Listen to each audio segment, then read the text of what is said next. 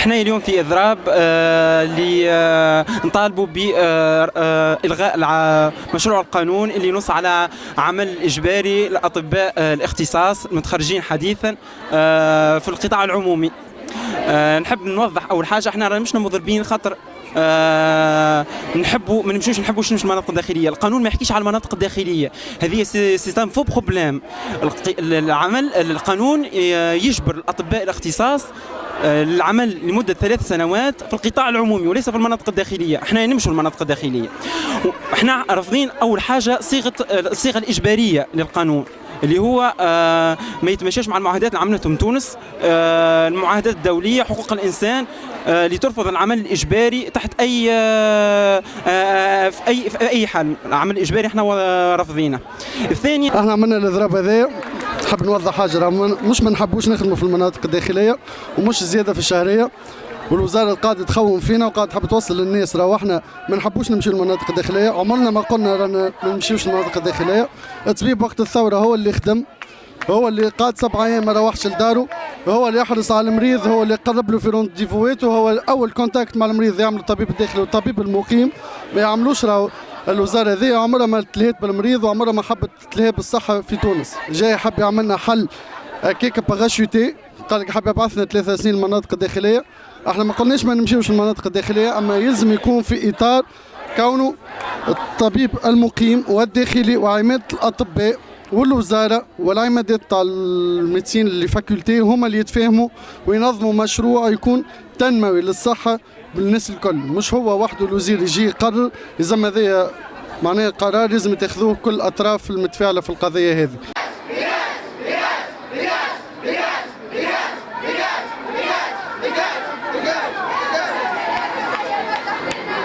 مشكل القطاع الصحي توا عمره ما كان نقص الاطباء، والدليل على ذلك هم الاطباء اللي قاعدين يمشيوا غاديكا وقاعدين يحكيوا في معاناتهم وفي عجزهم وقت اللي يجيهم طبيب ووقت يجيهم سامحني مريض، ونتيجه نقص الماتريال ونقص المواد يلقاو رواحهم عاجزين على انهم يعالجوه. صار تفاعل كبير مع عند المقيمين والداخليين وليزانترن وريزيدون ليزيكسترن الكل دخلوا لهنا، وهاك شوفوا معناتها تسمعوا توا في الشعارات. احنا معناتها كلنا لهنا ساعه اول حاجه ندوا ساعه بالعنف اللي صار، هذه الحاجه الاولى. الحاجه الثانيه احنا ضد مشروع القانون هذا. علاش ضد مشروع القانون هذا؟ خاطر اذا كان تعدى راهوش يكون كارثه على قطاع الصحه في تونس وخاصه في المناطق الداخليه.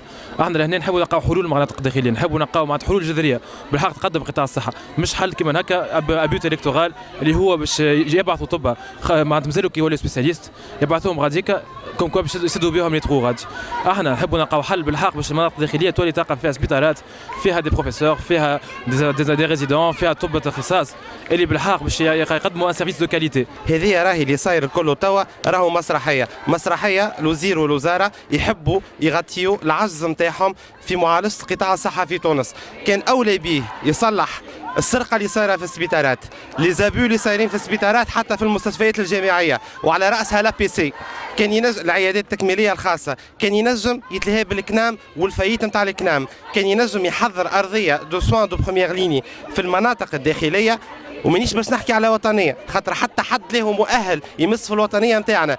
والوزير انا نقول له اقل واحد في هذوما الكل راهو قاري اكثر منك. احنا اقترحنا حلول مخير وهما معناتها رافضين الحلول اللي احنا اقترحناهم الكل، ومتشبثين بالقانون هذا لغايات معناتها معروفه اللي هي غايات سياسيه وغايات انتخابيه بحته، وما عندها حتى هدف ان هي معناتها تنهض بالصحه العموميه في تونس.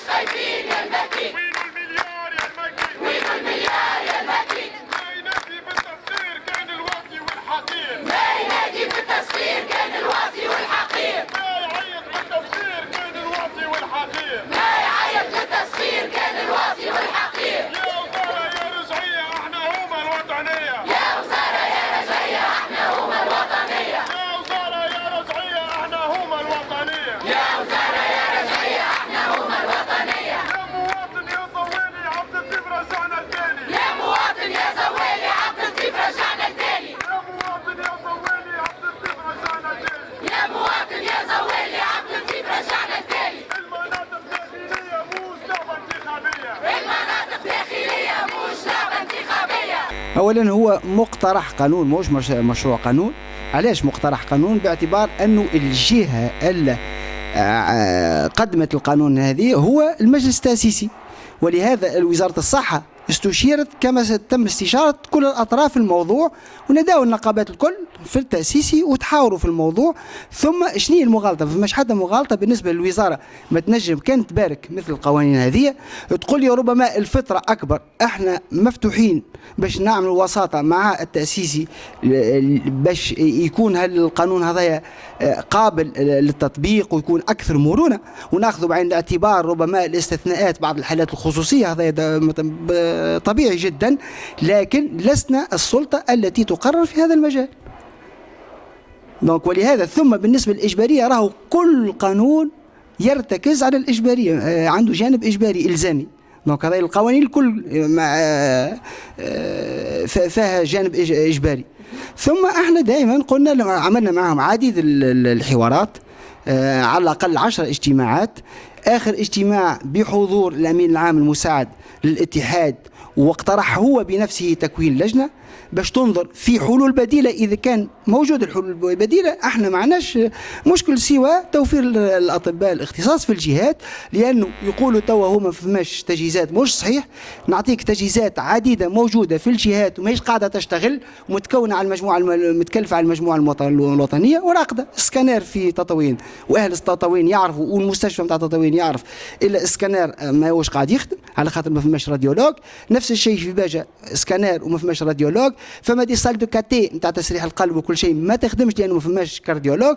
ولهذا هذا مشكل حقيقي موجود في الجهات، وراه بعد الثوره ما تنجمش وزاره الصحه تسمح لنفسها باش تكون فما اون سانتي ا دو فيتاس. راهو مش معقول، ما نجموش تقول لي ما نجموش نحلوا المشاكل في ظرف 3-4 سنوات. هذا صحيح، ما قلناش باش نحلوا المشاكل كل، اما راهو من جمله الحلول المطروحه هي القانون هذايا، وقلنا راهو مستعدين باش ندخلوا تكون الفتره اقل، ثم نخليو بالنسبه للسنه القادمه الجامعيه بعد لوريونتاسيون كل تلميذ في الطب يعرف الا قابل على 2 ولا 3 سنوات باش عمل في الجهات.